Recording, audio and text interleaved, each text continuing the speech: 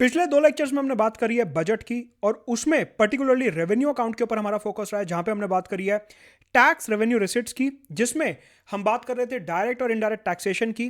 किस प्रकार से डायरेक्ट टैक्सेशन जो है वो हमारे को इनइक्वालिटीज रिड्यूस करने में हेल्प करता है और इनडायरेक्ट टैक्सेशन जो है वो इनइक्वालिटीज रिड्यूस करने में बहुत ज्यादा मदद नहीं करता। इंडिया में कोविड से पहले डायरेक्ट इनडायरेक्ट टैक्सेशन का क्या ट्रेंड था और आज की तारीख में कैसे डायरेक्ट और इनडायरेक्ट टैक्सेशन बराबर हो गए हैं। Excise duty, custom duty, GST, income tax और कॉर्पोरेट टैक्स, इन सब के बारे में डिस्कशन करा था और यह देखा था कि किस प्रकार से टैक्स बॉयंसी जो है वो धीरे धीरे चेंज हो रही है, ना तो बहुत हाई होनी चाहिए और ना ही बहुत ज्यादा लो होनी चाहिए। इन सारे मैटर्स पे हमने बात करी थी। इस पर्टिकुलर क्लास में will talk about the net tax revenue, the gross tax receipts, tax to GDP ratio एक बार डिटेल में समझेंगे और इनसे एसोसिएटेड जितने भी पीवाईक्यूज हैं पिछले 25 साल के वो मैं आपको दिखाऊंगा प्री और मेंस के। ऑल्सो डायरेक्ट और इनडायरेक्ट में क्या हमारा ट्रेंड रहा है, एक्साइज ड्यूटी क्यों ज्यादा रही है, क्यों कम हो रही है, जीएसटी का कलेक्शन कैसा रहा है, ये सारे के सारे इकोनॉमिक सर्वे के ग्राफ्स के थ्रू समझने की कोशिश करेंगे प्री मेंस और इंटरव्यू के पॉइंट ऑफ व्यू से in this particular class. Unacademy subscribe करने के लिए use the referral code Madhud Gupta 10% discount के लिए। You have to use my name for 10% discount on Unacademy plus. साथ के साथ टेलीग्राम चैनल का लिंक नीचे डिस्क्रिप्शन में दिया है। सारे के सारे वीडियोस आपको वहां मिलते रहेंगे। Do join the Telegram channel. Unacademy पे 27 मार्च को अपना यूपीएससी सिविल सर्विसेज चैंपियनशिप आने वाला है, जहां पे जीएस और सीसैट दोनों के फुल लेंथ टेस्ट होंगे और आपको ये अटेम्प्ट करने हैं टू टेस्ट योर प्रिपरेशन। अगर आप जल्दी एनरोल करते हैं तो you will get Amazon voucher from Unacademy. Also 18 महीने के कॉम्बो के लिए you have to subscribe to Unacademy using the referral code for 32% discount. Unacademy पे आपको 32% का डिस्काउंट मिलेगा फॉर 18 मंथ्स। साथ के साथ अनअकैडमी लाइट हमारा टेस्ट सीरीज प्रोडक्ट 9 मार्च से नए बैचेस शुरू हो रहे हैं इंग्लिश हिंदी बाइलिंगुअल में और आइकॉनिक सब्सक्रिप्शन के लिए do use the referral code Madhud Gupta for 1-to-1 guidance and mentorship. तो हमने बेसिकली बजट का ये चार्ट समझा था और जिसमें हम रेवेन्यू अकाउंट के ऊपर फोकस कर रहे थे और यहां पे भी हमने बात करी थी रेवेन्यू रिसिट की। रिसिट का मतलब भारत सरकार की जेब में आने वाला पैसा, भारत सरकार की जेब में शॉर्ट टर्म में कहां कहां से पैसा आ रहा है उसकी बात कर रहे थे। टैक्स रेवेन्यू रिसिट्स की बात कर रहे थे कि शॉर्ट टर्म में भारत सरकार की जेब में कौन कौन सा टैक्स का पैसा आ रहा है। यहां पे हमने टैक्स बॉयंसी की, डायरेक्ट और इनडायरेक्ट टैक्सेस की बात करी थी और इनइक्वालिटी की बात करी थी कि किस प्रकार से डायरेक्ट टैक्सेस जो हैं वो हमारे को इनइक्वालिटी कम करने में मदद करते हैं और कैसे इनडायरेक्ट टैक्सेस जो हैं ये इनइक्वालिटी को कम नहीं करते, ये इनइक्वालिटी को कांस्टेंट रखते हैं। ऑल्सो प्रीलिम्स 2001 का ये सवाल हमने देखा था। अब यहां पे 2 इंपॉर्टेंट कॉन्सेप्ट्स की बात करने जा रहा हूं जो एग्जाम में बहुत ज्यादा यूज होते हैं क्वेश्चन सॉल्व करने के लिए और वैसे भी हमारे को पता होना चाहिए। बजट इकोनॉमिक सर्वे में इनके बारे में काफी कुछ लिखा होता है। 2 टर्म्स हैं, ग्रॉस टैक्स रेवेन्यू और नेट टैक्स रेवेन्यू। सबसे पहले देखते हैं कि एग्जैक्टली ये जो टर्म है ग्रॉस टैक्स रेवेन्यू और नेट टैक्स रेवेन्यू, इनका क्या मतलब होता है। मैंने आपको बताया था कि भारत सरकार के पास अलग अलग टैक्सेशन के जरिए पैसा आता है। For example income tax, corporate tax, जैसे कि अपना एक्साइज ड्यूटी, अपना कस्टम्स ड्यूटी, अपना जीएसटी। भारत सरकार के पास ऐसे अलग अलग टैक्स के थ्रू पैसा आता है। सपोज करिए यहां से आया 100 रुपए, यहां से आया 100 रुपए, यहां से आया 100 रुपए, यहां से आया 100 रुपए और यहां से आया 100 रुपए। मतलब कि इन टैक्सेस को कलेक्ट करके भारत सरकार ने 500 रुपए इकट्ठे करे। टोटल जो है 500 रुपए इकट्ठे करे, 100, 200, 300, 400, 500 रुपए इकट्ठे करे। भारत सरकार के पास ये जो पैसा आया है 500 रुपए, इसको कहते हैं gross tax revenue. Gross tax revenue मतलब कि टोटल जितनी भी टैक्स कलेक्शन हुई है उसे बोलते हैं ग्रॉस टैक्स रेवेन्यू।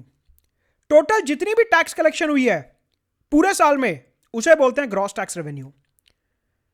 तो सवाल यह उठता है कि ग्रॉस टैक्स रेवेन्यू और नेट टैक्स रेवेन्यू में डिफरेंस क्या होता है। ग्रॉस टैक्स रेवेन्यू का मतलब है जितना भी आपकी जेब में पैसा आया पूरे साल में, जितना भी सरकार की जेब में टैक्स का पैसा आया पूरे साल में, जितना भी सरकार की जेब में टैक्स का पैसा आ रहा है इन द एंटायर ईयर, उसे सिंपली बोलते हैं ग्रॉस टैक्स रेवेन्यू। ठीक है, ये जो ग्रॉस टैक्स रेवेन्यू होता है basically article 280 of the Indian constitution के अंदर, इंडियन कॉन्स्टिट्यूशन का जो आर्टिकल 280 है उसके अंदर हम एक बॉडी बनाते हैं जिसका नाम है finance commission. Article 280 of the Indian constitution के अंदर हम एक बॉडी बनाते हैं जिसका नाम है finance commission, known as finance commission, जिसे हिंदी में वित्त आयोग भी बोला जाता है। फाइनेंस कमीशन, फाइनेंस कमीशन का मेजर काम होता है कि ये केंद्र सरकार को रिकमेंडेशन दे रही है कि आप स्टेट गवर्नमेंट को कितना पैसा ट्रांसफर करिए। फाइनेंस कमीशन का मेजर काम होता है कि सरकार के पास टैक्स के फॉर्म में जितना भी पैसा आया, सरकार के पास टैक्स के फॉर्म में जितना भी पैसा आया उसमें से कितना पैसा स्टेट्स को ट्रांसफर किया जाना चाहिए, उसमें से कितना पैसा स्टेट्स को ट्रांसफर किया जाना चाहिए, इस बारे में फाइनेंस कमीशन जो है सेंट्रल गवर्नमेंट को रिकमेंडेशन देता है। सेंट्रल गवर्नमेंट को रिकमेंडेशन दिया जाता है बाय फाइनेंस कमीशन। ये जो वित्त आयोग है ये केंद्र की सरकार को ये बताता है कि जो आपका ग्रॉस टैक्स रेवेन्यू है उसमें से कितना पैसा राज्य की सरकारों को ट्रांसफर किया जाना चाहिए। कहने का मतलब है कि ये जो 500 रुपए केंद्र की सरकार ने कलेक्ट करे हैं, ये 500 के 500 केंद्र सरकार अपने पास नहीं रख सकती। भारत के संविधान के हिसाब से इस 500 रुपए में से फाइनेंस कमीशन के रिकमेंडेशंस के बेसिस पे केंद्र सरकार को थोड़ा सा पैसा राज्य सरकारों को ट्रांसफर करना पड़ेगा। मतलब कि on the recommendations of the finance commission constituted under the article 280 of the Indian constitution, central government has to transfer certain tax amount to the state governments. ठीक है, सपोज करिए फाइनेंस कमीशन ने बोला कि आप 100 रुपीज जो है वो स्टेट गवर्नमेंट को ट्रांसफर कर दीजिए। फाइनेंस कमीशन ने बोला कि आप 100 रुपए स्टेट गवर्नमेंट को ट्रांसफर कर दो। ये जो आपका ग्रॉस टैक्स रेवेन्यू आया है इसमें से 100 रुपए स्टेट गवर्नमेंट को ट्रांसफर कर दो। मतलब कि आपका ग्रॉस टैक्स रेवेन्यू कितना आया था, 500 रुपए। यहां पे हमने कलेक्ट करा 500 रुपए। इस 500 रुपए में से 100 रुपए स्टेट गवर्नमेंट को ट्रांसफर कर दो तो आपके पास नेट बचेगा 400 रुपए। इसे कहते हैं नेट टैक्स रेवेन्यू। ये जो नेट टैक्स रेवेन्यू होता है ये हमेशा सेंट्रल गवर्नमेंट के पास रहता है। ये जो नेट टैक्स रेवेन्यू होता है ये हमेशा सेंट्रल गवर्नमेंट के पास रहता है। तो हमारा नेट इक्वेशन क्या बना कि भारत सरकार जितना भी टैक्स कलेक्ट कर रही है उसे कहते हैं ग्रॉस टैक्स रेवेन्यू। उस ग्रॉस टैक्स रेवेन्यू में से फाइनेंस कमीशन के रिकमेंडेशंस को सब्ट्रैक्ट कर देंगे। उस ग्रॉस टैक्स रेवेन्यू में से स्टेट्स को जितना पैसा देना है, स्टेट्स को जितना पैसा देना है वो सब्ट्रैक्ट कर देंगे। फाइनेंस कमीशन ने स्टेट्स के लिए जो पैसा रिकमेंड करा है उसको सब्ट्रैक्ट कर देंगे। तो जो हमारे पास फाइनल पैसा बचेगा उसको हम बोलेंगे नेट टैक्स रेवेन्यू। मतलब कि ग्रॉस टैक्स रेवेन्यू में से हम 100 रुपए सब्ट्रैक्ट कर देंगे। फाइनेंस कमीशन ने जो हमारे को रिकमेंडेशंस दिया है उसे सब्ट्रैक्ट कर देंगे। तो जो हमारे पास बचेगा उसे हम कहेंगे नेट टैक्स रेवेन्यू। ये जो नेट टैक्स रेवेन्यू होता है ये सेंट्रल गवर्नमेंट के पास रहता है। मतलब कि ये जो नेट टैक्स रेवेन्यू है ये पैसा सेंट्रल गवर्नमेंट के पास अवेलेबल है। अगर हम और रिफाइन करके इसको समझें तो आपको अपने माइंड में इसको ऐसे समझना है कि जो ग्रॉस टैक्स रेवेन्यू है ये सारा का सारा सेंट्रल गवर्नमेंट का नहीं होता। इसमें से आपको कुछ हिस्सा स्टेट्स को देना होता है। स्टेट्स का हिस्सा निकालने के बाद जो पैसा बचता है उसे कहते हैं नेट टैक्स रेवेन्यू। और ये जो नेट टैक्स रेवेन्यू होता है ये एक्चुअल में सेंट्रल गवर्नमेंट का पैसा होता है। ये जो नेट टैक्स रेवेन्यू होता है ये सेंट्रल गवर्नमेंट यूज कर सकती है। ग्रॉस टैक्स रेवेन्यू में से आपको स्टेट का हिस्सा निकालना ही पड़ेगा ऑन द रिकमेंडेशंस ऑफ वित्त आयोग। वित्त आयोग के कहने पे, फाइनेंस कमीशन के कहने पे आपको स्टेट्स का रिकमेंडेशन, स्टेट्स का जो शेयर है वो सब्ट्रैक्ट करना ही पड़ेगा। तभी आपको नेट टैक्स रेवेन्यू मिलेगा जो सेंटर एक्चुअल में यूज कर सकता है। यह है ग्रॉस टैक्स रेवेन्यू और नेट टैक्स रेवेन्यू का कॉन्सेप्ट। तो मतलब जो नेट टैक्स रेवेन्यू है वो क्या बना, gross tax revenue minus taxes transfer to the states. मतलब कि अगर केंद्र की सरकार जीएसटी कलेक्ट कर रही है, इनकम टैक्स कलेक्ट कर रही है, corporate tax, excise duty, custom duty, कोई सा भी टैक्स अगर केंद्र की सरकार कलेक्ट कर रही है उसमें से स्टेट गवर्नमेंट को फाइनेंस कमीशन के रिकमेंडेशन पे हिस्सा देना ही पड़ेगा। ग्रॉस टैक्स रेवेन्यू को हिंदी में क्या बोलते हैं, सकल कर राजस्व। Right. So net tax revenue जो है वो अल्टीमेटली सेंटर के पास आता है, राइट। तो अपनी इक्वेशन क्या बनती है, रेवेन्यू रिसिट, शॉर्ट टर्म में भारत सरकार की जेब में जो पैसा आ रहा है उस पैसे में से फाइनेंस कमीशन के रिकमेंडेशन पे स्टेट को पैसा चला गया और बचा हुआ पैसा केंद्र सरकार के पास रहेगा, known as net tax revenue, right. अब देखते हैं कि पिछले कुछ साल में इस पर्टिकुलर कॉन्सेप्ट के ऊपर कौन कौन से पीवाईक्यूज आए हैं। प्रीलिम्स 95 में एक सवाल आया था, corporation tax is levied and appropriated by the states, levied by the union and collected and appropriated by the states, levied by the union and shared by the union and the states, levied by the union and belongs to it exclusively। अभी तक जो हमने concept पढ़े हैं उसके basis पे hardly 10 second के अंदर एक क्वेश्चन सॉल्व हो जाना चाहिए। पॉज करिए, सॉल्व करिए, सॉल्यूशन डिस्कस कर रहा हूं। So the answer is C. हमने क्या देखा कि जो कॉर्पोरेशन टैक्स है उसे कौन कलेक्ट कर रहा है, सेंट्रल गवर्नमेंट। अभी मैंने आपको बताया central government basically 5 major taxes collect करती है, लेकिन जो टैक्स कलेक्ट हो रहा है वो ग्रॉस टैक्स है। उसमें से फाइनेंस कमीशन के रिकमेंडेशंस पे हमारे को स्टेट्स को कुछ हिस्सा ट्रांसफर करना होगा। मतलब कि जो पैसा कलेक्ट हो रहा है वो सेंटर और स्टेट के बीच में शेयर किया जाएगा। वो सेंटर के पास एक्सक्लूसिवली नहीं रहता, वो स्टेट्स कलेक्ट नहीं करते, सेंटर कलेक्ट करता है, सेंटर ही लगाता है, लेकिन सेंटर और स्टेट उसे शेयर करते हैं। Answer is C. एक और क्वेश्चन प्रीलिम्स 99 का, which one of the following statements regarding the levying, collecting and distribution of income tax is correct.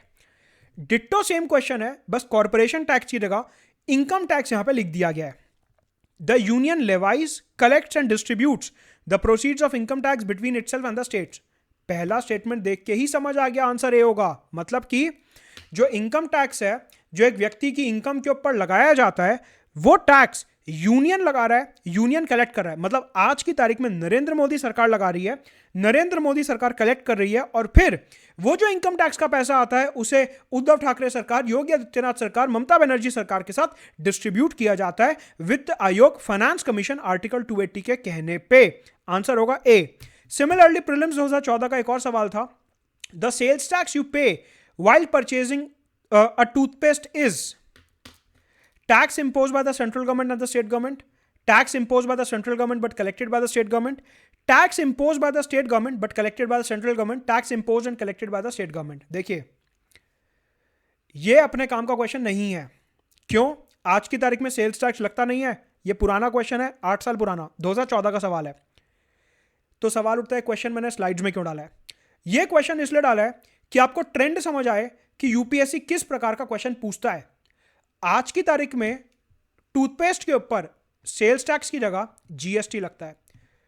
मतलब कि ये जो पर्टिकुलर क्वेश्चन है इसमें से सेल्स टैक्स हटा देंगे, जीएसटी लगा देंगे और फिर इस क्वेश्चन को सॉल्व करने की कोशिश करेंगे।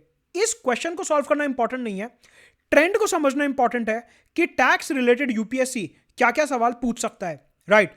तो इधर टूथपेस्ट में से सेल्स टैक्स हटा के जीएसटी अगर हम लगाएं तो ये आज का क्वेश्चन एक बन सकता है, राइट। इसके अलावा प्रीलिम्स 2010 का एक और सवाल, in India tax proceeds of which one of the following as a percentage of GDP gross tax revenue has significantly declined in the past 5 years।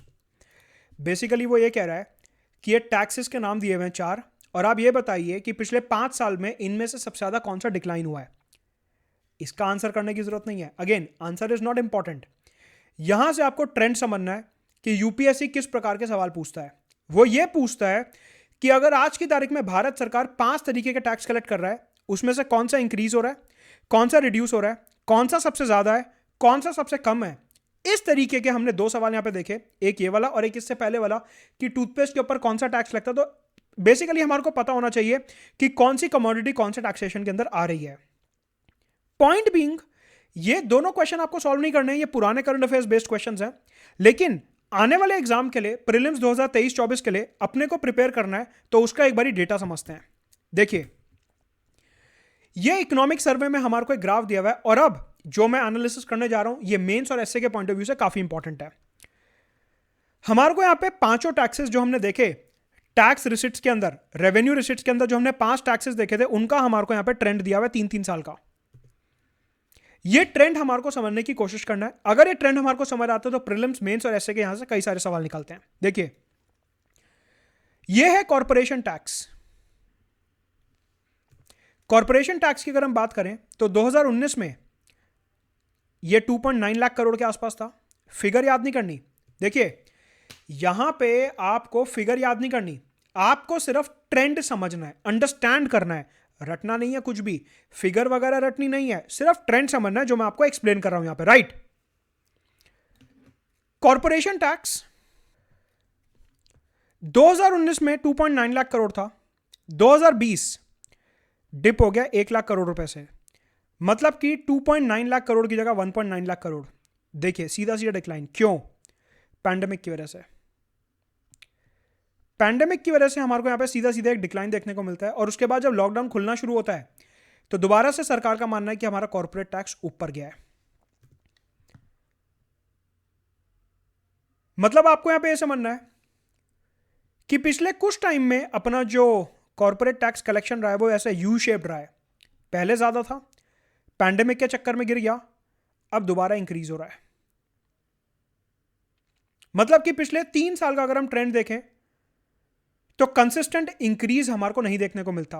Prelims में सवाल बन सकता है कि पिछले 5 साल में हमने कॉर्पोरेट टैक्स में कंसिस्टेंट राइज देखा है, कंसिस्टेंट इंक्रीज देखा है। गलत। 2020 में एकदम सीधा सीधा डिप था, सीधा सीधा गिरा था पैंडेमिक की वजह से। सिमिलरली अगर हम इनकम टैक्स देखते हैं, इनकम टैक्स क्या होता है ये मैं पिछले लेक्चर में बता चुका हूं। अगर आप सीधे वाला लेक्चर देख रहे हैं तो पहले आप लेक्चर 2 देखिए, वहां पे इनकम टैक्स एक्सप्लेन किया हुआ है। इनकम टैक्स कम हुआ और फिर दोबारा इंक्रीज हो रहा है। भारत सरकार का ऐसा मानना है कि 2021 में, ये येलो वाला जो ग्राफ है ये हमारे को 2021 का ट्रेंड दिखा रहा है। येलो वाला ग्राफ हमारे को 2021 का ट्रेंड दिखा रहा है। भारत सरकार का ऐसा मानना है कि 2021 में हमारा जो कॉर्पोरेट टैक्स है और जो इनकम टैक्स है ये सेम रहेंगे, 3.5 लाख करोड़ रुपए। आप देखिए, अगर मैं पैंडेमिक से पहले की बात करता हूं,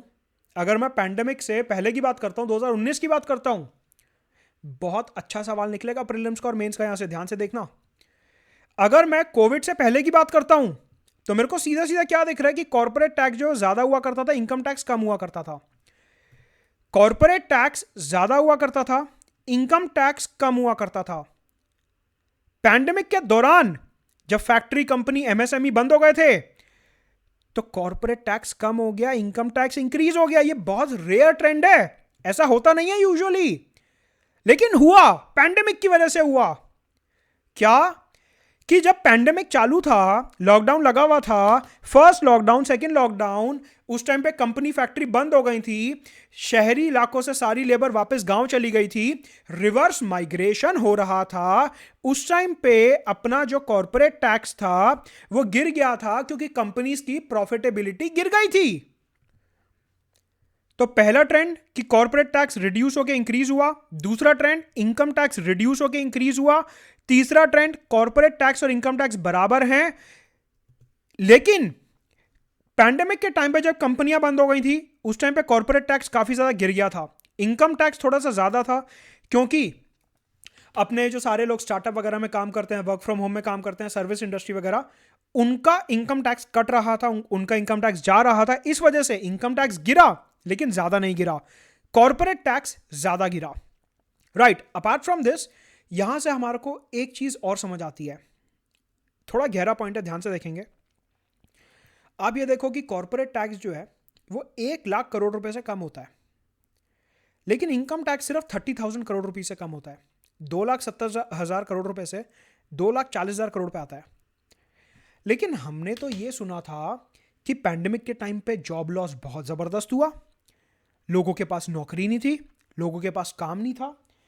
अगर लोगों के पास नौकरी नहीं थी, लोगों के पास काम नहीं था, तो ये इनकम टैक्स इतना जरा सा कैसे गिरा?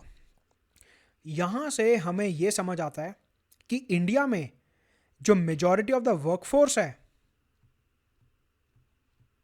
वो है इनफॉर्मल वर्कफोर्स। मेंस का और एसए का बहुत अच्छा पॉइंट यहां से तैयार होता है कि हमारी जो मेजॉरिटी ऑफ द वर्कफोर्स है वो इनफॉर्मल है। इनफॉर्मल का मतलब होता है जैसे दुकान में छोटू काम कर रहा है, पानी पिलाने वाला, चाय की टपरी पे कोई काम कर रहा है, छोले भटूरे वाला, जो लोग टैक्स वगैरह पे नहीं करते, जो लोग रजिस्टर्ड नहीं है कंपनीज एक्ट वगैरह के अंदर, जो ऐसी जगहों पे काम कर रहे हैं, राशन की दुकान है वहाँ पे छोटू काम कर रहा है, ढाबा है वहाँ पे छोटू काम कर रहा है, ये सब लोग कौन है? Informal work space.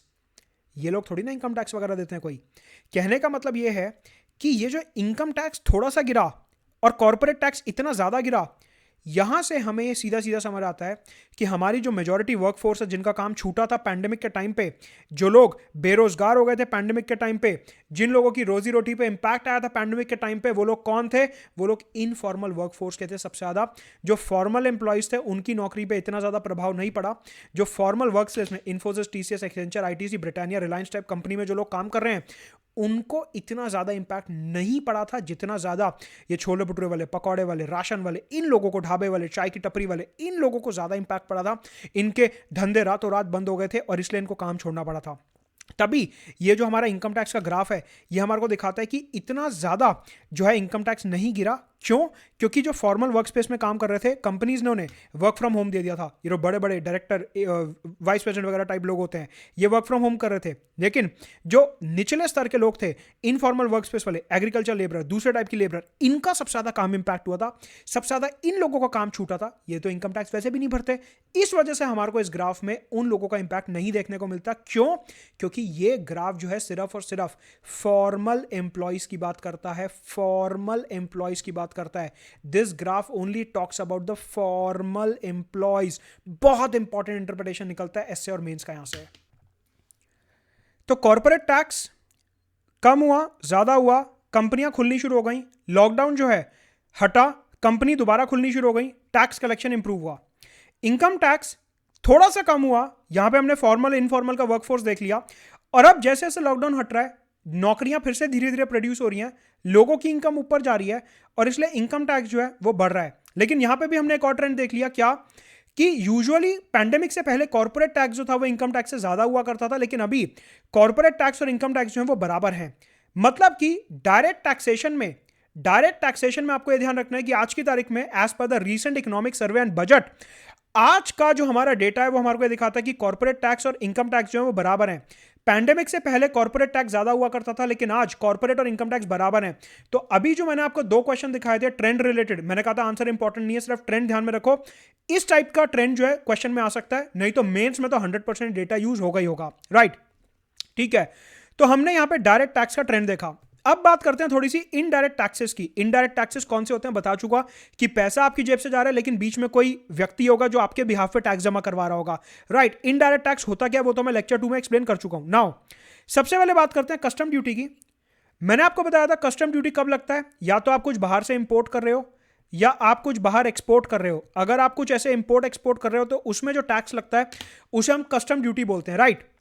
हमने देखा पैंडेमिक से पहले 80,000 करोड़ रुपए की कस्टम ड्यूटी कलेक्ट की जाती थी, पैंडेमिक के टाइम पे कम हो गई, अब जैसे जैसे अनलॉकडाउन हो रहा है, जैसे जैसे लॉकडाउन हट रहा है, कस्टम ड्यूटी दोबारा से इंक्रीज होने वाली है। मतलब कि अभी तक हमने एक कॉमन ट्रेंड देखा, कॉर्पोरेट टैक्स में भी था कम हुआ फिर ज्यादा हुआ, इनकम टैक्स में भी था कम हुआ फिर ज्यादा हुआ, कस्टम ड्यूटी में भी यही हुआ, कम हुआ फिर ज्यादा हुआ। मतलब तीनों में ही हमारे को यू शेप ग्राफ देखने को मिलता है एक तरीके से, कि पैंडेमिक से पहले ज्यादा था, पैंडेमिक के टाइम पे कम हुआ, पैंडेमिक के बाद इंक्रीज हो रहा है।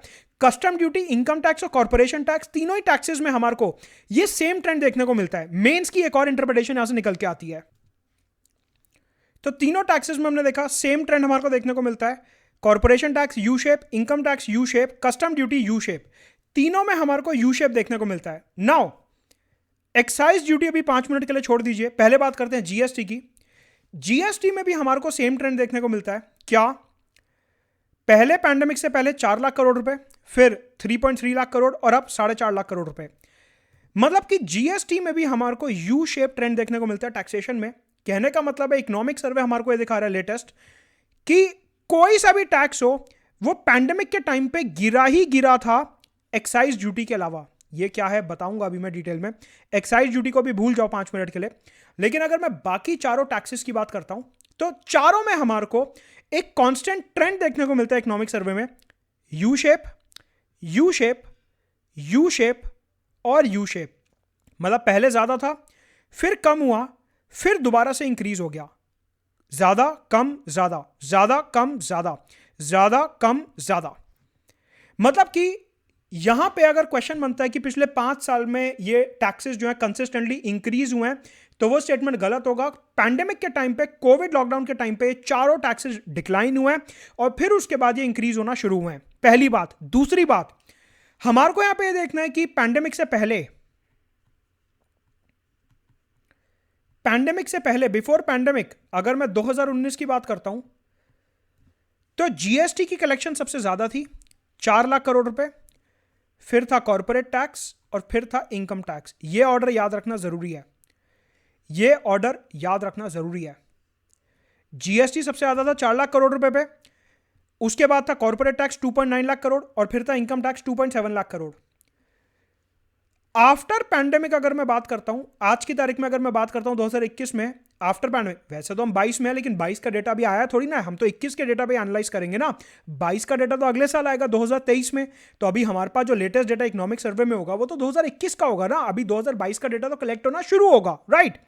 तो अगर हम लेटेस्ट डेटा की बात करते हैं तो सबसे ज्यादा जीएसटी है, मतलब कि ये ट्रेंड कांस्टेंट है। ये ट्रेंड जो है ये कांस्टेंट है कि जीएसटी पैंडेमिक के पहले भी मैक्सिमम था और पैंडेमिक के बाद भी मैक्सिमम है, लेकिन कॉर्पोरेट टैक्स और इनकम टैक्स यहां पे बराबर हो जाते हैं, दोनों ही 3.5 और 3.5 लाख करोड़ रुपीस पे रहते हैं।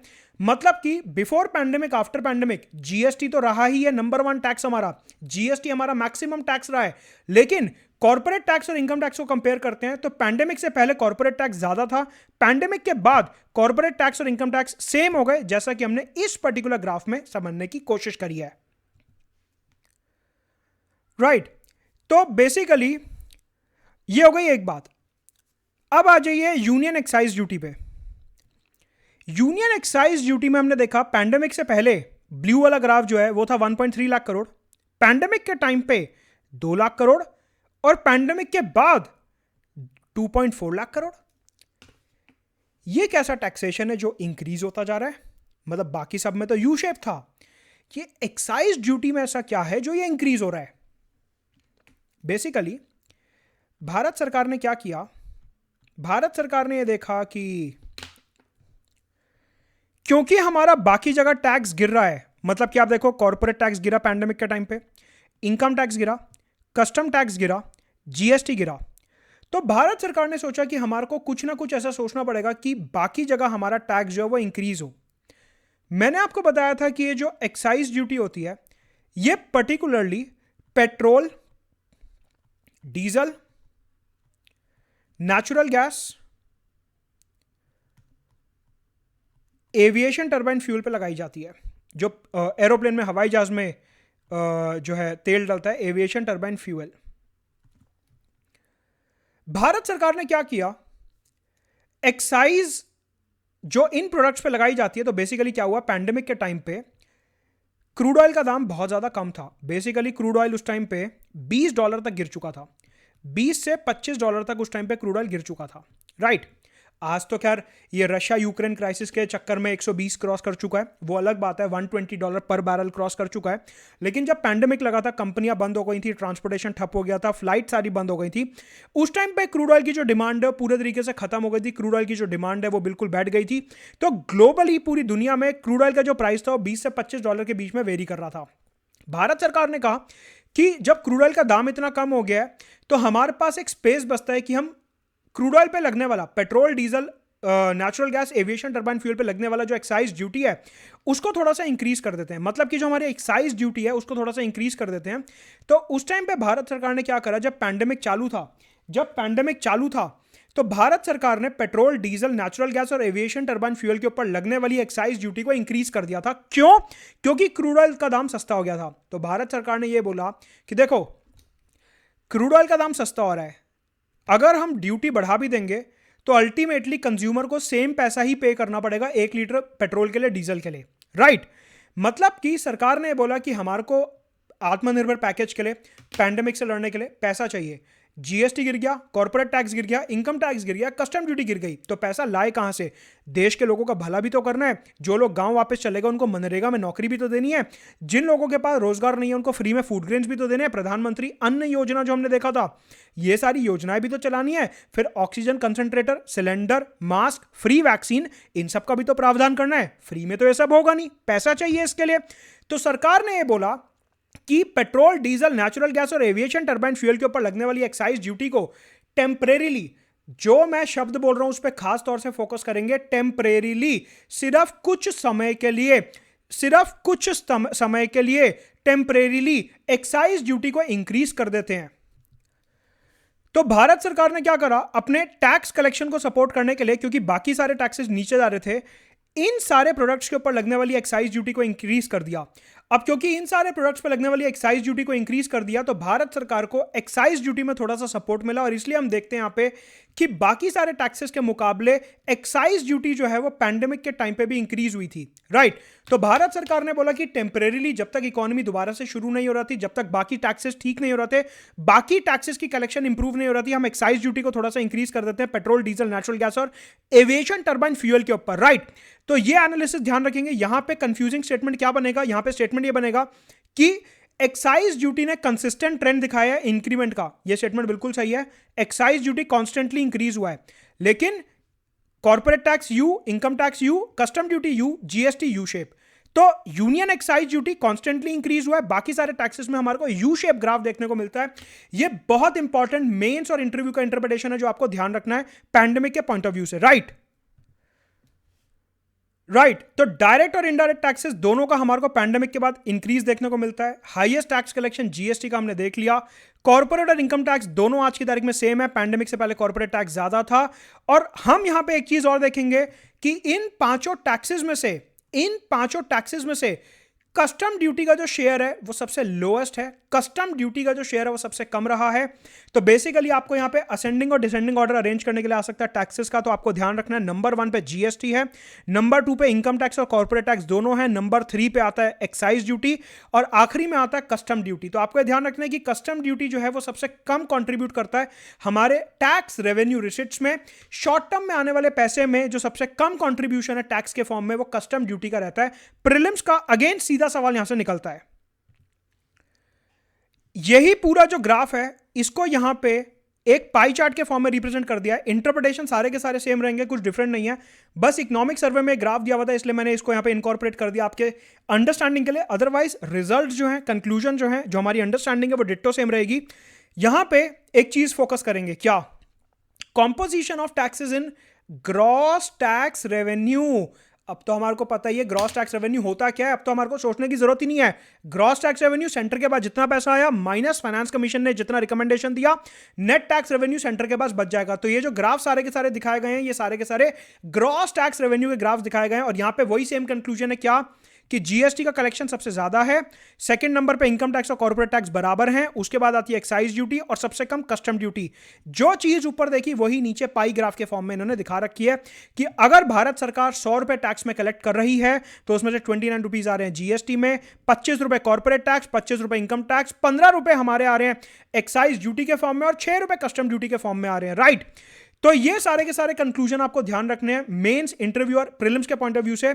इसके आगे की मजदूरी जल्दी रिज्यूम करेंगे अगले लेक्चर में, इसको पूरा कर लीजिए, प्लेलिस्ट को सब्सक्राइब कर लीजिए। बाकी अनअकैडमी सब्सक्राइब करने के लिए यूज द रेफरल कोड मधुर गुप्ता। नए बैचेस शुरू हो रहे हैं, नीचे डिस्क्रिप्शन बॉक्स में टेलीग्राम चैनल का लिंक दिया, do join that, let's crack it.